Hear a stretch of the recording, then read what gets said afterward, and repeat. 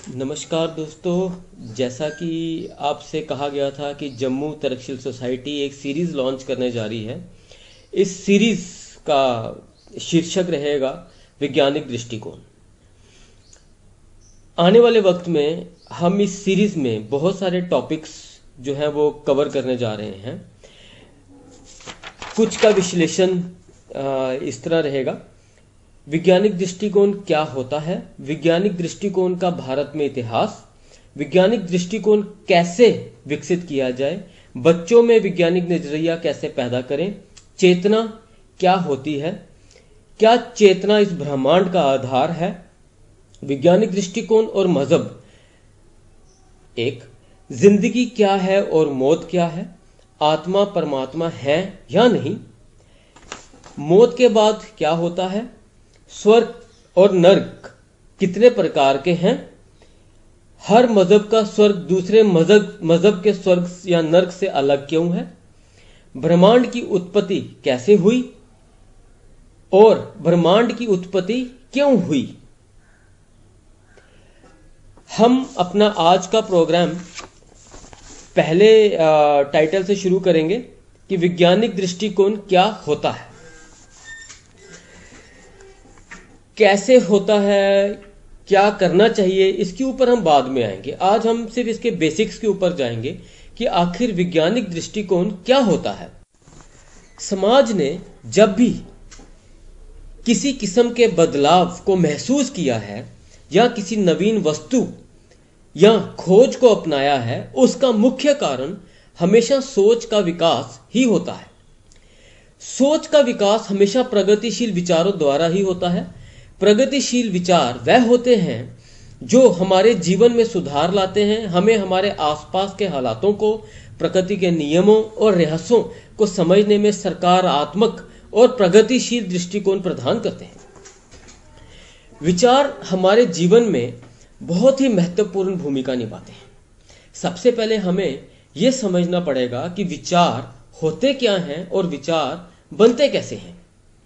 अगर हम ऐसा कहें कि विचार मिश्रण होते हैं हमारे अनुभवों का, ख्वाहिशों का, भावनाओं का, तो थोड़ा इसको हम और बारीकी से समझें कि अनुभव क्या होता है। अनुभव कभी भी आपको आंखें बंद कर कर, भूखे पेट रहकर, व्रत रखकर, जंगलों में भटक कर कभी पैदा नहीं होता। अनुभव हमेशा हालातों से जूझ कर ही पैदा किए जा सकते हैं। अनुभव के लिए इंसान को उसमें से होकर गुजरना पड़ता है। अनुभव कभी इंसान के पास खुद चल के नहीं आते।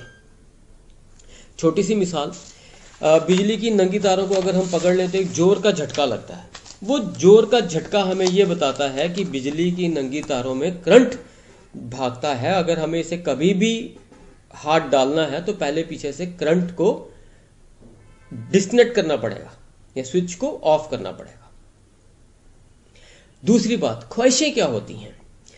यह मनोवृत्ति होती है जो किसी बात या वस्तु की प्राप्ति पर आधारित होती है। जैसे मैं चाहता हूं कि मैं कल पढ़ लिख कर एक बड़ा आदमी बनूं, डॉक्टर बनूं या साइंटिस्ट बनूं और एक बड़ी ऐसी गाड़ी खरीदूं, है ना।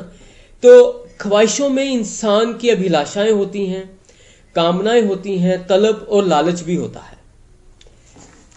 भावनाएं क्या होती हैं? भावनाएं जिनको हम इंग्लिश में इमोशंस कहते हैं। भावनाएं ये तय करती हैं कि हम लोगों के प्रति, स्थानों, परिस्थितियों के प्रति किस तरह से प्रतिक्रिया को पेश करें। डर से, गुस्सा, खुशी, उदासी, जलन, है ना, शांति, ये सभी भावनाएं हैं जो हमारे मन और शरीर में महसूस होती हैं। इन सब का संग्रह ही विचारों को उत्पन्न करता है। आगे जाकर यही संग्रह, इन्हीं सब चीजों का संग्रह जो है वही हमारे अनुभव बनते हैं। इन अनुभवों के बनने में एक बहुत ही महत्वपूर्ण चीज काम करती है और वह है दृष्टिकोण।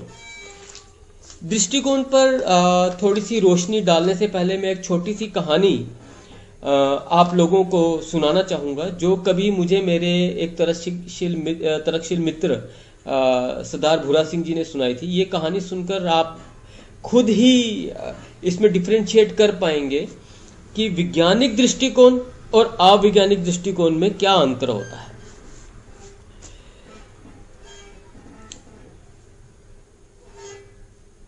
एक बार की बात है, दो दोस्त, एक का नाम राम और दूसरे का नाम श्याम, अपने व्यापार के सिलसिले में एक गांव में गए। वो गांव 9000 फीट के पहाड़ पर स्थिर था। जब वह लोग गांव में पहुंचे और आराम किया, आराम करने के बाद थके हारे थे तो सोचा चलो खाना ही बना लेते हैं। तो उन्होंने क्या किया, एक पतीले में दाल रखी बनने के लिए। अब आग जलाई, दाल रखी, दाल को ऊपर रखे आधा घंटा, पौना घंटा, 1 घंटा हो गया, दाल बनने में ना आए। दोनों सोच में पड़ गए कि भाई अगर यही दाल हम अपने घर पर बना रहे होते तो अभी तक हम इसको खा के आराम कर रहे होते, पर यहाँ ऐसी क्या बात हो गई कि दाल बनने में ही नहीं आ रही। राम ने जब देखा कि यार दाल बनने में नहीं आ रही, तो उसके दिमाग में ख्याल आया कि कहीं हम ऐसी जगह तो नहीं आ गए जहां पर कहीं भूत प्रेत या किसी देवते का कोई वास है या साया है। वो थोड़ा सा घबरा गया।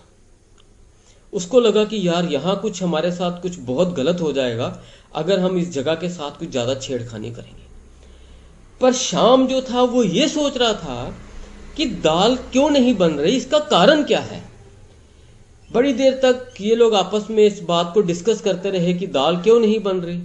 राम के चेहरे पर हवाइयां उड़ने लगी। राम को लगे कि यार ये तो काम खराब हो गया, ये कोई देवी शक्ति है यहाँ पर जिसको शायद हम लोग तंग कर रहे हैं और ये देवी शक्ति आने वाले वक्त में हमें बहुत नुकसान पहुंचाएगी। राम ने श्याम को समझाया कि भाई चलो यहाँ से अपना बॉडी बिस्तरा उठाओ, यहाँ से चलो, तौबा करो, दोबारा यहाँ कभी नहीं आएंगे। और राम जल्दबाजी में भागता हुआ बाजार गया। बाजार जाकर वहां से धूप, अगरबत्ती, हार, नारियल सब लेके आया। आके वहां पे उसने पूजा अर्चना शुरू की, कान को हाथ लगाए, जमीन पर नाक रगड़ा, ठीक है, उठक बैठक की और उस देवते से माफी मांगी और जितना पैसा जेब में था सब उस जगह पे उसने रख दिया कि भाई आज के बाद मेरी तौबा, मैं यहाँ कभी नहीं आऊंगा, कभी यहाँ दाल नहीं बनाऊंगा, मुझे माफ कर दो, मेरे को बख्श दो, मेरी जान छोड़ो। ये कहते ही राम वहां से भाग गया। लेकिन श्याम जो था उसने उसे मनाने की बहुत कोशिश की, लेकिन राम नहीं माना। श्याम ने सोचा कि यार क्या कारण हो सकता है। उसने उस पूरी सिचुएशन को, उसका एनालिसिस किया, कारण के पीछे गया, जिसको हम इंग्लिश में कई बार कहते हैं ना, what, when, where, why and how. हर चीज, हर हादसे के पीछे अगर आप जाएं तो कारण की जो खोज है, उनके लिए इन चीजों का इस्तेमाल करना, ये औजार हैं हमारे तरकशील मनुष्य के, ये औजार होते हैं जिनको वो इस्तेमाल करता है ताकि वो किसी कॉन्टेक्स्ट में थोड़ा आगे पहुंच सके। उसने क्या किया, उसने सोचा कि शायद पतीला जो है वो बहुत मोटा है जिसके कारण हीट दाल तक नहीं आ पा रही। उसने सोचा क्यों ना पतीला बदल कर देखें। फिर उसने ऐसे ही सोच में ही उसने ये भी सोचा कि शायद कहीं ऐसा तो नहीं कि दाल में पत्थर बहुत ज्यादा है, कंकर बहुत ज्यादा है, या दाल बहुत पुरानी है इसीलिए नहीं बन रही। लेकिन उसने बातों बातों में ऐसे ढक्कन उठाया और पतीले पर रख दिया। थोड़ी देर के बाद देखता है कि दाल पक गई। जब दाल पक गई, लेकिन उसे ये अभी तक समझ नहीं आई कि दाल पकी क्यों। दाल खाकर जब वो सोया तो वो पूरी रात सोचता रहा कि यार ऐसी क्या बात हो गई थी कि दाल बनने नहीं आ रही थी और जैसे ही राम यहां से गया दाल बन गई। उसने अगले दिन फिर दाल बनाई। जब उसने अगले दिन दाल बनाई तो बड़ी एहतियात के साथ उसने वो सारे काम किए जो उसने कल किए थे। उसने पतीले को आग पर रखा, आग जलाई। जब आग जलाई तो थोड़ी देर के बाद देखता कि पानी उबलने लगा। जब हाथ डाल के उसने पानी का तापमान चेक किया तो उसे ऐसा महसूस हुआ कि पानी तो उबल रहा है लेकिन तापमान इतना नहीं है जितना मैदानी इलाके में जब हम अपने घर पे पानी गर्म करते हैं उतना होता। उससे उसने ये अंदाजा लगाया कि धरती पर पानी अगर 100 डिग्री पर उबलता है तो वही पानी पहाड़ पर 7 या 70 डिग्री पर उबल जाता है। इससे एक चीज का और पता चलता है कि जितना ही हम ऊपर जाते हैं, जितना पानी को हम हाइट पे लेके जाएंगे, उसकी इवेपोरेशन जो है वो उतनी ही तेज हो जाएगी। साथ उसने ये भी सोचा कि नीचे पानी क्यों 100 डिग्री के तापमान पर इतना गर्म होता है और ऊपर 70 के तापमान पर उबल रहा है और उसकी जो हीट है वो भी इतनी ज़्यादा नहीं है। उससे उसने ये पता किया कि भाई धरती पर जो हवा का जो दबाव है वो ज़्यादा है और ऊपर हवा का दबाव जो है वो कम है। अब उसके दिमाग में यही बात खटकी कि एयर प्रेशर जो था उसका अनुभव वो कल कर चुका था जब उसने पतीले के ऊपर ढक्कन रखा। इस सारी बात को समझने के बाद उसने आर्टिफिशियल प्रेशर वैसे ही क्रिएट किया, पतीले के ऊपर ढक्कन रखा। जब भाप से ढक्कन ऊपर उठने लगा तो उसने उसके ऊपर एक पत्थर रख दिया। यही थ्योरी के अनुभव पे आज जो हमारे घरों में प्रेशर कुकर इस्तेमाल किया जा रहा है उसकी इन्वेंशन हुई। अब आप इसमें खुद ही विश्लेषण कर सकते हैं कि वैज्ञानिक दृष्टिकोण और अवैज्ञानिक दृष्टिकोण क्या होता है।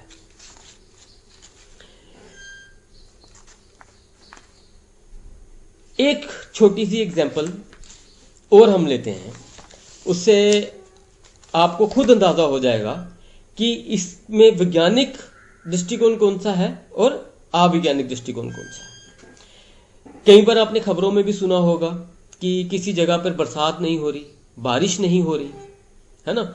जब बारिश नहीं होती है तो लोग रोज ऊपर आसमान को देखते हैं, बादलों को गिनते हैं कि यार बादल आए हैं कि नहीं आए, बारिश होगी कि नहीं होगी। लेकिन एक बहुत बड़ा मिथ भी इस चीज पे प्रचलित है कि बारिश का जो देवता है उसे हम इंद्र देवता कहते हैं, ठीक है ना। इंद्र देवता जब नाराज हो जाते हैं तो बारिश नहीं होती, तो इंद्र देवता को मनाने के लिए लोग गांव में 2 डड्डुओं का विवाह कराते हैं कि इस विवाह से इंद्र देवता खुश होंगे और बारिश होगी। ये एक विश्लेषण है। इस दृष्टिकोण को हम कहते हैं अवैज्ञानिक दृष्टिकोण। ये अंधविश्वासी दृष्टिकोण है, ये मिथ्यास्तिक दृष्टिकोण है। अब दूसरे पे आप, सूरज की गर्मी से धरती का जब तापमान बढ़ता जाता है तो धरती पर जो पानी है, ठीक है, वो इवेपोरेट होना शुरू हो जाता है, वो उसके कण अलग अलग हो जाते हैं, ठीक है, वो भाप में बदलने लग जाता है। भाप इतनी हल्की होती है कि वो आसमान की तरफ खिंचती चले जाती है। जैसे ही भाप आसमान की तरफ जाती है तो हर 1000 फीट के बाद 5.5 डिग्री का तापमान जो है वो नीचे आता है। जैसे जैसे जैसे ये ऊपर जाते जाते हैं वैसे ही ये गर्म जो भाप है ये एक तरल पदार्थ, जैसे जैसे ये भाप ठंडी होती है, ठीक है ना, तो ये एक तरल पदार्थ में कन्वर्ट होती जाती है। जब पानी के अलग अलग कण आपस में मिलते हैं तो बादल बनते हैं, तो वहीं से बारिश होती है। ये दूसरा दृष्टिकोण था, इसको हम कहते हैं वैज्ञानिक दृष्टिकोण। अब आप मुझे खुद बताएं कि आपको इन दोनों दृष्टिकोण की, मैंने आपको एग्जाम्पल एक प्रेशर कुकर की एग्जाम्पल दी, एक बारिश की एग्जाम्पल दी, कौन सी एग्जाम्पल इन दोनों में ऐसी थी जिसमें विज्ञान की सभी प्रक्रियाओं का इस्तेमाल किया गया था, जिसमें हाइपोथेसिस भी था, ऑब्जर्वेशन भी थी, व्हाट, व्हेन, वेयर, बाय और कारण की जानकारी भी थी, है ना। तो इंसान जो है वो 2 ही नजरियों से सोच सकता है, जहां वो वैज्ञानिक नजरिए से सोचेगा, जहां वो अवैज्ञानिक नजरिए से सोचेगा। अब मेरी इस बात को, अगर मैंने अपनी इस बात को सिद्ध करना हो तो मैं आपको ये नहीं कहूंगा कि आंखें बंद करके आप मेरी बात को मान लें। आप घर पे गैस के ऊपर पतीला रखें, उस पतीले के नीचे आग जलाएं, उसमें जब पानी उबलने लगेगा भाप निकलेगी, भाप के ऊपर आप ढक्कन दे दें। थोड़ी ही देर के बाद जब आप ढक्कन को हटाएंगे तो आप खुद देखेंगे कि ढक्कन से वो बूंदें नीचे गिर रही हैं। ये मेरी बात का प्रमाण है। हमेशा वैज्ञानिक दृष्टिकोण जो है वो प्रमाणिक होगा, वो प्रूव किया जा सकता होगा, उसमें विश्वास नाम की कोई चीज नहीं होती। उसमें प्रमाण ही सबसे बड़ा आधार होता है वैज्ञानिक दृष्टिकोण का।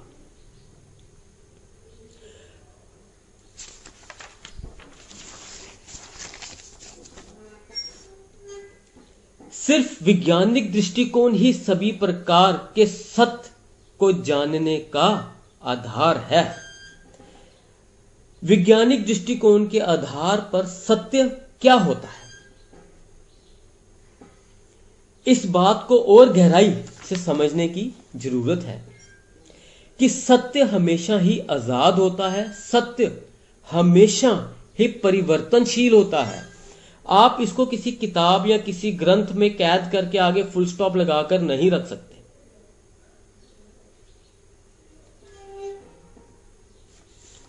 सत्य में मिथ और मिरेकल्स की कभी भी कोई गुंजाइश नहीं होती। मिथ होता है गढ़ी हुई चीज, मिरेकल्स होते हैं चमत्कार। चमत्कार नाम की इस पूरी कायनात, पूरी सृष्टि में कोई चीज नहीं है। चमत्कार अगर आपको कोई दिखाता है तो उसके पीछे भी जो चीज काम करती है वो विज्ञान है। चमत्कारों करने के लिए भी विज्ञान की जरूरत है। हम किसी टॉपिक में इन चमत्कारों के ऊपर भी बात करेंगे और हम इन चमत्कारों की पोल भी खोलेंगे और आप लोग सब इन चमत्कारों को अपने घरों में कर सकते हैं। जम्मू तरकशील सोसाइटी जो पंजाब तरकशील सोसाइटी के साथ रजिस्टर्ड है, हम अपना पूरा योगदान इस चीज में देंगे कि हम लोगों के अंदर वैज्ञानिक नजरिया या साइंटिफिक टेम्परामेंट कैसे पैदा कर सकते हैं। खैर, आगे बात करते हैं। सत्य वो है जिसको तर्क, अवलोकन, प्रयोग और प्रमाण से सिद्ध किया जा सके। जो सिद्ध नहीं किया जा सकता वो गढ़ा हुआ होता है, वो मिथ्यासिक होता है, वो सच नहीं होता, वह अंधविश्वास होता है। सत्य को कभी भी आप पूरी तरह से नहीं जान सकते। जैसे कि मैंने आपको बताया कि सत्य जो है वो प्रगतिशील है, गतिशील है। हमेशा आप कुछ ना कुछ नया खोज रहे हैं। हमेशा एक टेक्नोलॉजी पुरानी होती है, दूसरी नई आ जाती है। जब नई आती है तो इसका मतलब ये नहीं है कि पुरानी खत्म हो गई। पुरानी में जितने भी उसके अवगुण होते हैं उनको दोबारा से देख के, दोबारा से उसका विश्लेषण करके, ऑब्जर्व करके उनको नए गुणों के साथ पेश किया जाता है, नई चीजों के साथ, नई टेक्निकल चेंजेस के साथ पेश किया जाता है। देखिए, जैसे कोई एक लेक्चरर है, टीचर है या साइंटिस्ट है, वो किसी भी सब्जेक्ट की बात करे, चाहे वो केमिस्ट्री की बात करे, फिजिक्स की बात करे, मैथ्स की, बायो की, जियोलॉजी की, किसी भी सब्जेक्ट की बात करे। कोई भी आदमी अपनी पूरी जिंदगी में संपूर्ण साइंस नहीं जान सकता, संपूर्ण मैथ्स नहीं जान सकता, संपूर्ण केमिस्ट्री, बायो, कोई भी सब्जेक्ट नहीं जान सकता, क्योंकि जब वो आगे जाने का ये और रिसर्च का मुद्दा बनता चला जाएगा। इसमें रिसर्च और होती जाएगी और नई चीजें हम लोग खोजते चले जाएंगे। जैसे कि हम ब्रह्मांड की बात करें तो कब से इंसान जो है इस ब्रह्मांड को खोज रहा है और कुछ ना कुछ हमेशा उसमें नया वो हासिल कर ही रहा है ना। दूसरी बात, विज्ञान के जो आधार हैं, जो नियम हैं, जो लॉज हैं, उनको आप किसी भी भाषा में पढ़ें, किसी भी जगह पर पढ़ें, वो हमेशा उनका जो आधार है वो हमेशा एक सा ही रहेगा। ऐसा नहीं है कि कोई ग्रंथ कुछ बोल रहा है तो कोई कुछ बोल रहा है एक ही विषय के बारे में, ऐसा नहीं है। लॉज ऑफ नेचर की जब हम बात करते हैं तो वो laws of nature, law of gravitation, law of physics, laws of chemistry, ये सब के सब भाषाएं बदलती रहेंगी लेकिन ये लॉज आप नहीं बदल सकते। इनमें नया ऐड होता रहेगा पर इनको बदला नहीं जा सकता और ये सब एक जगह एक जैसे हैं। जैसे पानी का फॉर्मूला है ना H2O, तो किसी भी भाषा में लिख लो वो H2O ही है, उसमें हाइड्रोजन का एक एलिमेंट और ऑक्सीजन के 2 एलिमेंट है। उम्मीद करता हूं कि आप मेरी बात को समझ रहे होंगे। इस पूरी कायनात में इंसान अकेला ही ऐसा जीव है जिसने अपनी जिज्ञासा के कारण अपनी 5 ज्ञान इंद्रियों को एक ऐसे मुकाम तक विकसित किया है जो बाकी सभी जीव प्रजातियों में नहीं हो सका। इंसान ने जितनी भी जानकारी हासिल की है या जितनी भी जानकारी इंसान तक आज तक पहुंची है वो इन्हीं 5 ज्ञान इंद्रियों के थ्रू ही पहुंची है। इस पूरे विश्व में, पूरे संसार में कोई ऐसी चीज नहीं है जिसके पास 5 से ज्यादा ज्ञान इंद्रियां हो। कोई भी आदमी आपसे ये कहता है कि मेरी तीसरी आंख है या चौथी आंख है या छठी आंख है या 6th सेंस है, तो वो झूठ बोल रहा है, वो फ्रॉड है।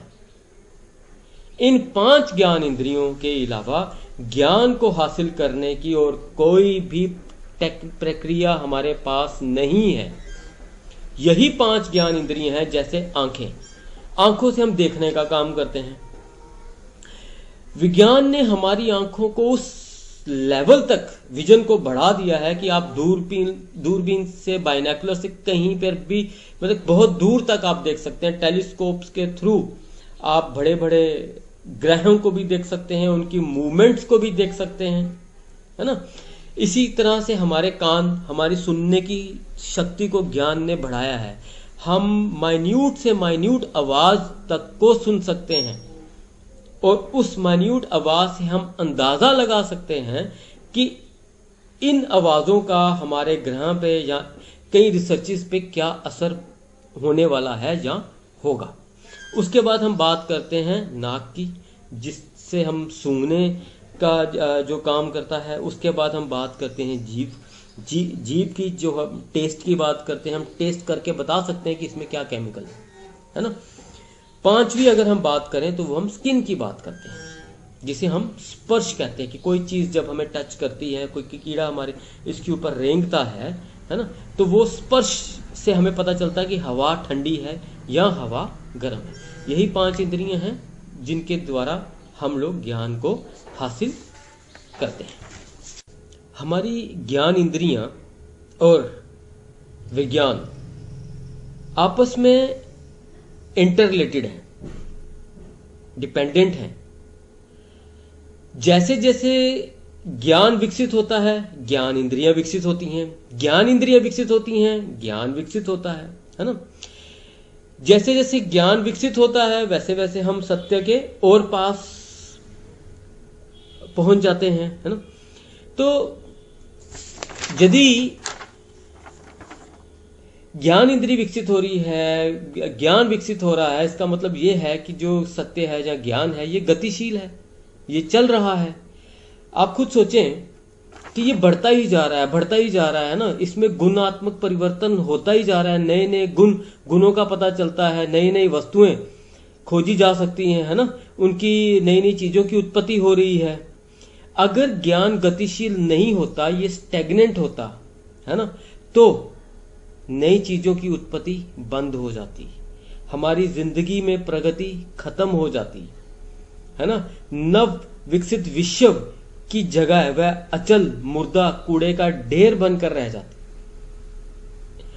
अगर सत्य प्रगतिशील ना होता तो ज्ञान भी ना होता, है ना।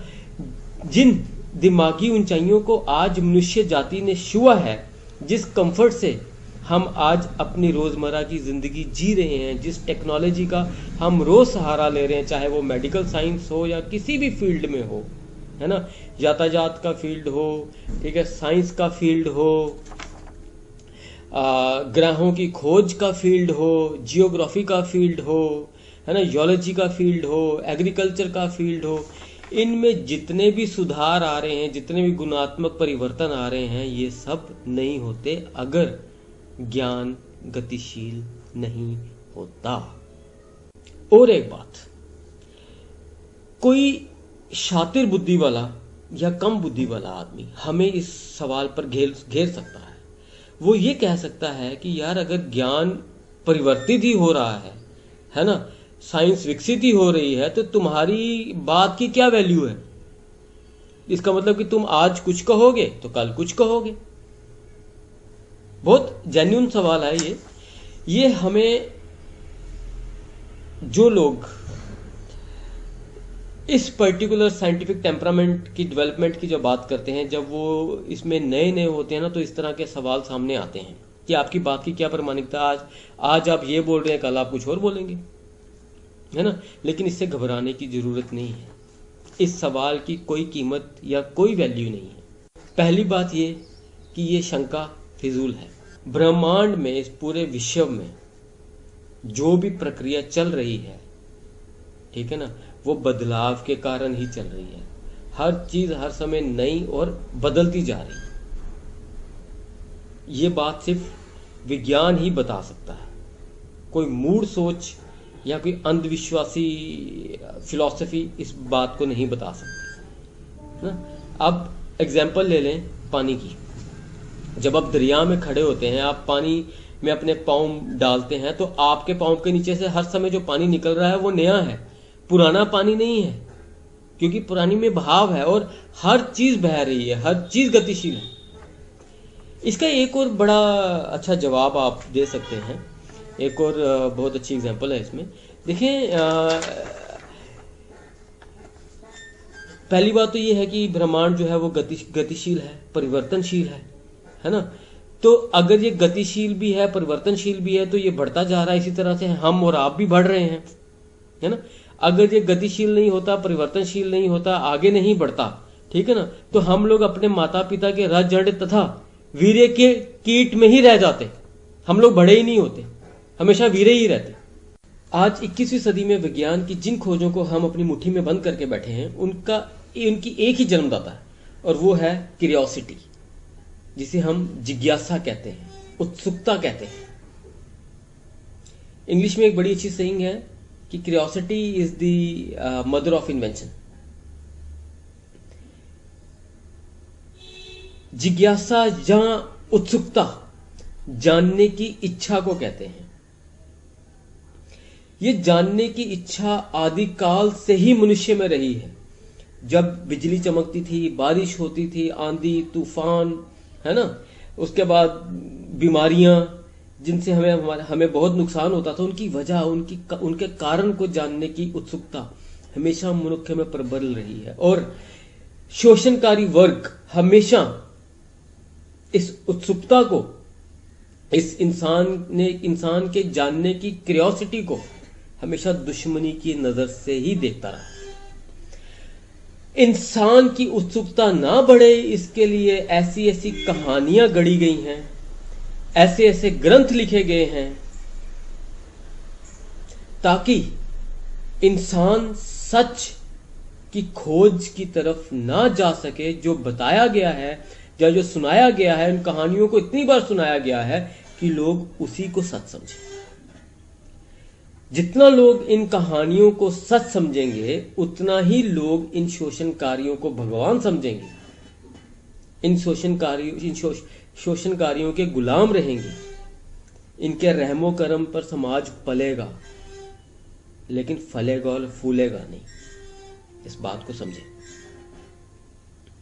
जब भी इंसान ने अपनी किसी विषय को जानने की जिज्ञासा उत्पन्न की है और सवाल किया है, तब तब शोषणकारी वर्ग उसका दुश्मन हुआ है। शोषणकारी वर्ग हमेशा यही चाहता रहा है कि जो वो बोल रहा है, जो वह बात कर रहा है, उस चीज को आंखें बंद कर कर स्वीकार कर लिया जाए, उस पर किंतु परंतु या तर्क की मेथोडोलॉजी को अप्लाई ना किया जाए। तर्क की मेथोडोलॉजी क्या है? What, where, when, why and how, कब, क्यों, कहां और कैसे। ये नहीं होना चाहिए। अगर ये नहीं है तो इंसान तर्कहीन है। जितना इंसान तर्कहीन होगा, उतना ही वह बुद्धिहीन होगा, उतना ही वह शोषणकारी जो सोच है उसका गुलाम। वैज्ञानिक दृष्टिकोण के संदर्भ में गौतम बुद्ध का एक कथन बहुत ही महत्वपूर्ण है। वह कहते हैं, किसी भी चीज पर विश्वास मत करो सिर्फ इसलिए क्योंकि वह तुम्हें बताई गई है, या इसलिए कि वह पारंपरिक है, या इसलिए क्योंकि तुमने उसकी कल्पना की है।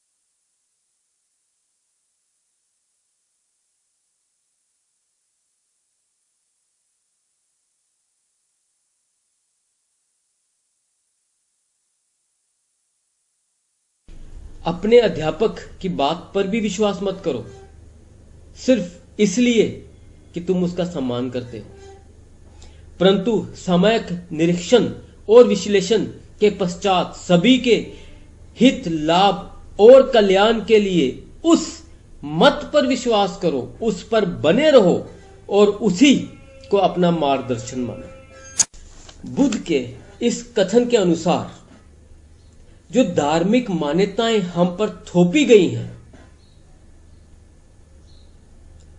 उनका कोई महत्व नहीं है जब तक कि वह तर्क की कसौटी पर खरी नहीं उतरती। कोई भी सिद्धांत प्रयोग के बिना बांझ है। जिस टेक्नोलॉजी के माध्यम से मैं आज आपके रूबरू हुआ हूं, ये टेक्नोलॉजी जो हमने अचीव की है, जो सहूलतें आज हमने अचीव की हैं, ये वैज्ञानिक दृष्टिकोण की ही देन है। कई जगहों पे हम लोगों ने देखा है हवा देवता, पानी देवता, सूर्य देवता। आप खुद सोचें कि अगर हम इन्हीं जबरदस्ती थोपी गई मान्यताओं के साथ जिंदगी जी रहे होते तो आज हम उस हवा को देवता ही समझते, ना कि टायर में भरकर अपने यातायात के साधनों को अपने अनुकूल बनाते। अगर हम हवा को देवता ही समझते तो आज हमारे घर में पंखे, एसी, हीटर्स, इनकी इन्वेंशन नहीं हुई होती, ये हमारे घरों में नहीं लगे होते। एक बात है कि आप किसी भी वृक्ष की कितनी भी तारीफ कर लें, उससे उस वृक्ष को कोई फर्क नहीं पड़ता। वृक्ष जो है वे अपने फल से जाना जाता है कि जो पौधा आपने लगाया है वो क्या फल दे रहा है। वही प्रमाण है कि ये पेड़ इस फल का पेड़ था।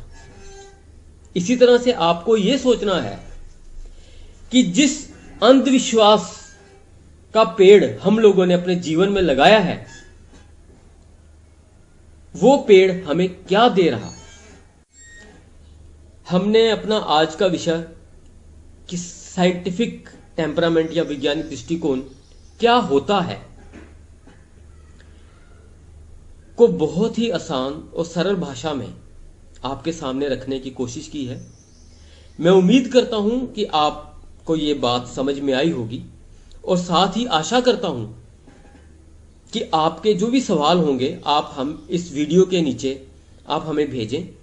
हम अगले वीडियो में इन सवालों का जवाब भी देंगे और साथ ही नीचे हम अपने YouTube चैनल का लिंक भी दे रहे हैं। शुरू में जो टॉपिक्स हम आने वाले वक्त में कवर करेंगे उनके बारे में भी हमने आपको डिटेल में बताया है। तो आज के लिए दोस्तों बस इतना ही।